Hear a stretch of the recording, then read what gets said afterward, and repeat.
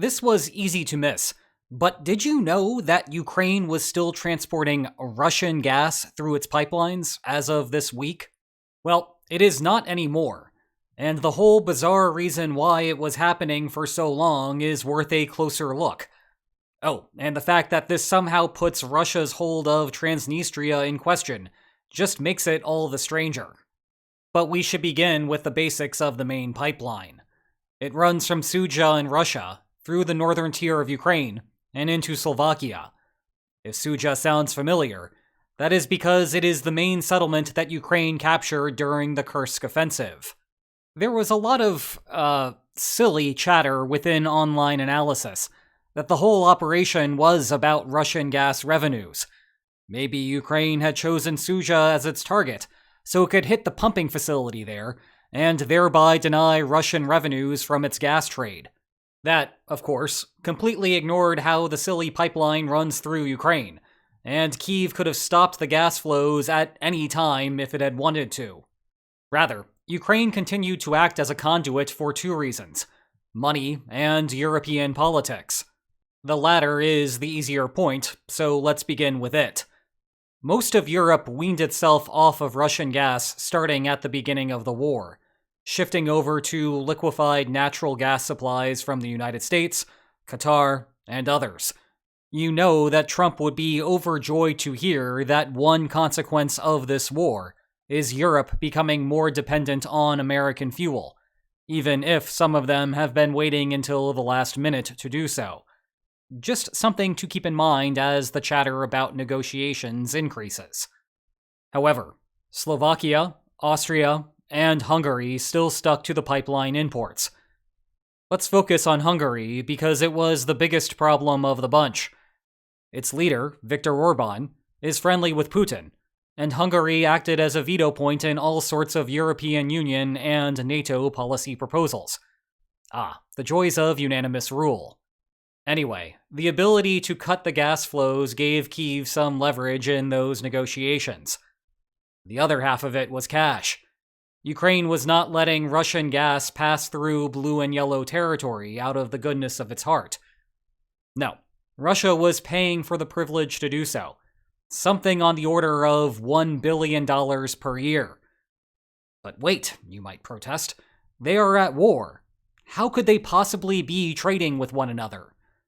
And to answer that, we obviously need some lines on maps.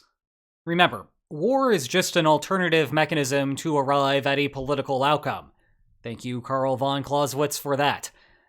If this is what war would hypothetically produce as its expected outcome, and each side would internalize the costs of fighting as the space between that outcome and their associated colored lines, then the space up to the colored lines represents the war values for each side. Would you rather have that and a bunch of money created from trade, or just that and even more poverty? It turns out, and I hope that you are sitting down for this, countries like more money to less money, and so they tend to prefer the former option. As a result, trade in war between antagonists is not uncommon. For example, during the American Civil War, the South traded cotton to the North in exchange for food and clothing. Even in the midst of the Armada siege of the British Isles, England was still selling food to Spain. More geographically relevant to us, Britain promoted the idea of free seas and free goods during the Crimean War. But wait, you might protest again. You could use that money to build more armaments, and then screw over your opponent in the war. And yeah, you could. Everybody say thanks to the lines on maps for illustrating that. However, two counterpoints. One, the other side is perfectly capable of doing the same thing. And two, if one side has a better conversion rate of cash to weapons, for example, hypothetically Russia in this instance, you can just distort the trade surplus further in the other side's favor to negate that. Thus, war might affect the terms of trade, but it does not inherently doom it. Trades between in-division rivals in sports provide a rough analogy here. It is harder to reach a deal with an opponent whom you are in direct competition with for a playoff spot than a team in a separate league. But it does happen. The teams just have to be extra cautious that the trade is relatively balanced. As a result, there are only two real barriers to trade between warring parties.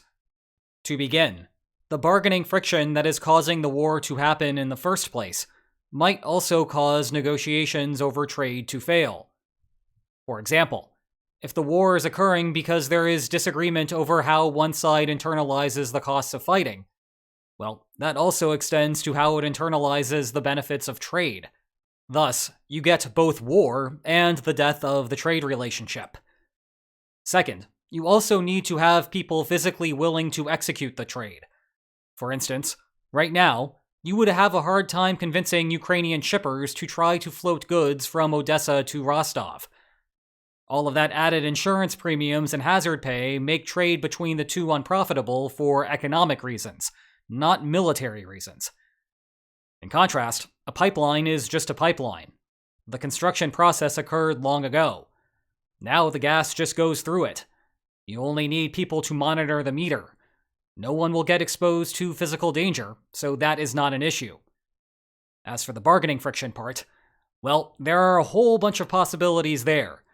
But apparently they were no issue as of December 31st, 2024. As for Ukraine's strategy here, it is straightforward given the circumstances. To be blunt, Russia's economy is in bad shape. Plunging exchange rates, consumer goods shortages, troublesome inflation, and sky-high interest rates to combat that. And perhaps more pertinent to our current story, also what appears to be the dwindling end of Russia's reserve materiel supplies. Heading into 2025, rather than restoring Soviet-era weaponry, Russia is going to have to rely on building many more of its weapons systems from scratch. That means yet higher supply costs, and an even greater demand for labor, and all of the economic headaches that come along with those. In other words, now is the time that Russia could use an influx of cash to smooth over its corresponding problems. Instead, Ukraine is making a power play by taking away some of the money from Russia's reserves. At the start of the war, Europe piped in about 140 billion cubic meters of Russian gas per year. By 2024, it had fallen to 30 billion. With the latest closures, 2025 is set to drop to 15 billion. Indeed, the only Russian pipeline that still provides gas to Europe is the Turk Stream. Now, that strategy does not come without risks. Ukraine's economy is in a worse position than Russia's. The difference is that this is not a war of economic luxury for Kyiv. So the gamble is that losing that $1 billion per year does not make much of a political difference inside of Ukraine. But the economic losses may have greater sting within Moscow. Meanwhile, the lost Russian gas will upset the three countries still importing it, at a time when Slovakia's prime minister visited Moscow a few days before Christmas. But we will have to wait for the next big debate inside the halls of the European Union and NATO to see what the consequences are there. And, as if to maximize world confusion, all of this is happening at the same time as a separate gas dispute involving Moldova and Transnistria. Here is the short version. Gazprom claims that Moldova owes $709 million to Russia. Moldova claims the amount is only $8.6 million, backed by British and Norwegian audits, and rejected Gazprom's demands. As a result, Russia announced that it would be terminating shipments to Moldova effective January 1st. Quite a coincidence that January 1st was the same day that Ukraine halted transit access. However, one slight detail: Transnistria. Transnistria is this long sliver of land on the east of Moldova. It has been de facto independent from the fall of the Soviet Union, having fought a civil war similar to what went on in Georgia's South Ossetia and Abkhazia regions.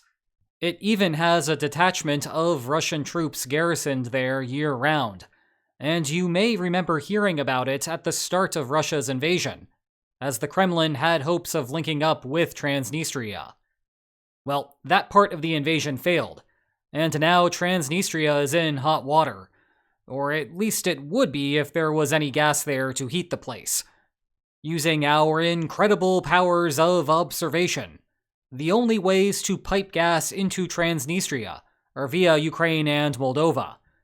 We can take Ukraine off the board.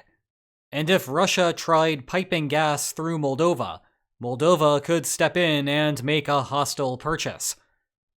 Now, despite having been cut off from Russia's supply, the situation is not actually that bad for Moldova. It is simply substituting its purchases via Romanian holdings. Further, even with continued hostilities from the period of the Civil War, Moldova is offering to transit that gas into Transnistria. All Transnistria has to do is pay Moldova the market price. One slight problem: Transnistria cannot afford that. The region is dirt poor. In fact, the gas it was receiving from Russia came free of charge, one of the many perks of being a part of the Russian bloc. Price aside, this could not have come at a worse time. It is winter in the Northern Hemisphere, and Transnistria does not have a friendly climate. Health ministers are providing information on how not to die of hypothermia, which is a really bad sign if that is happening at the start of a crisis. It is even causing a run on firewood.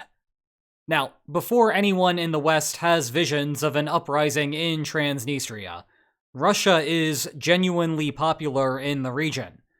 This is not a situation like in, say, Belarus, where there is a serious base of resistance should tensions rise, following a claimed Lukashenko victory coming up on January 26th. Keep an eye out for that. But it does create an extra bit of vulnerability for Russian troops in the area, who have effectively lived under siege for the last 3 years. Of course, Ukraine has not done anything there as of yet. Part of this is because Moldova would not be thrilled by the added instability in what is internationally recognized as its own territory. Another part is this complicated relationship, where Transnistria takes the free gas from Russia, runs it through this power station on the border with Ukraine, and then sells the electricity back to Moldova, giving Moldova cheap power and Transnistria some hard currency. Ukraine's reticence is also partially because Ukraine does not want to motivate Transnistrians to pick up arms and fight back. To wit, throughout the invasion, they have been perfectly happy to tell everyone that this is not their fight and sit at home instead. Remember, Russia is facing enough of a manpower shortage to turn to North Korea for help. You could only imagine how happy the Kremlin would be if a pool of 100,000 Transnistrians suddenly became interested in signing up. But it sure would create a media stir if Ukraine started lobbing missiles specifically targeted at Russian soldiers there. Remember, part of the point of the Kursk offensive was to bring the war home to a new set of people. There are worse targets than the Russian soldiers living on a frozen island. Meanwhile, if you were stranded on a frozen island and could only bring one book with you, I have a couple of great options to recommend. Hey, at the very least, you could use them as kindling to start a fire. Check the video description for more information about them. And if you enjoyed this video, please like, share, and subscribe, and I will see you next time. Take care.